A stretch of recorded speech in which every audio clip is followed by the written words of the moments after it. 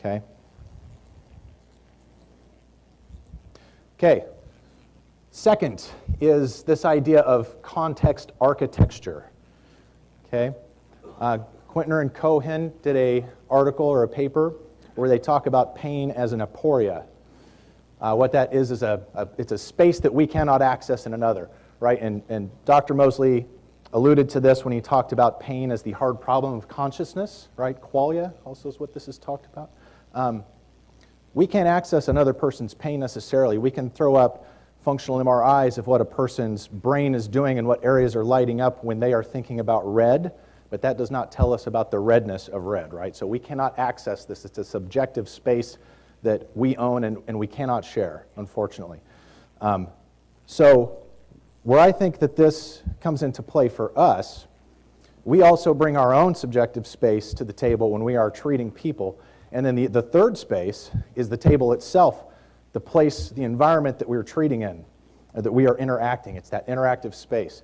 And the things that we can change as therapists is what we bring to the table ourselves and the table, right? The environment that we are treating people in. We are architects of the context of the interaction, or we can be, for good or for bad, right?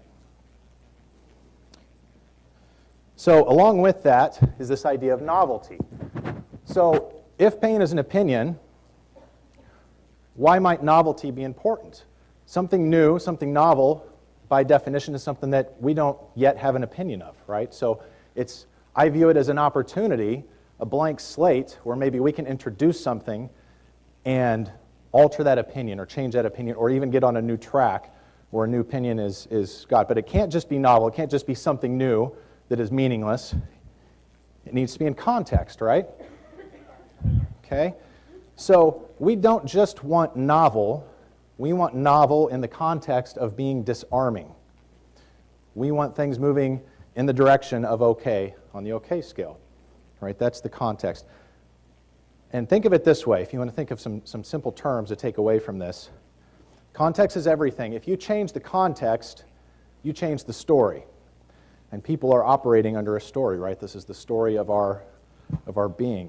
You change the context, you change the story. If you change the story, you change the outcome, right? Who would have known that Back to the Future told us everything we needed to know, right? That's the story of Back to the Future. Okay, so excuse me. The next operational principle is this thought of looking at things as opportunities versus dysfunctions. And, this is nice. Everybody's already talked about this stuff. I could just move ahead with, let's just tell stories instead. Everybody's like giving my presentation. But, okay, opportunities versus dysfunctions.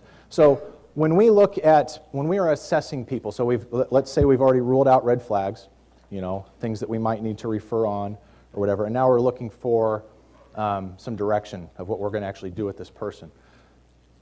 Most approaches and methods and things that we've learned will approach this from dysfunctional terms, right? I mean, all these methods have dysfunctional labels along with them, right? I mean, a stuck this or that, an inflexibility, a muscle imbalance, these things. So think about, if you are the patient, what do those terms do to you if you hear that you've got an upslip or an imbalance or an unlevel this or that? How does that impact you on the okay scale? Like, oh my God, I've got a what? That's bad, right? So versus, if we start viewing these things that we see as opportunities, because we know that people have all these things in normal life, right? I mean, all of us have asymmetries. It's a normal thing. Whether you have pain or not, you've got these little findings. We all have our little tendencies of movement.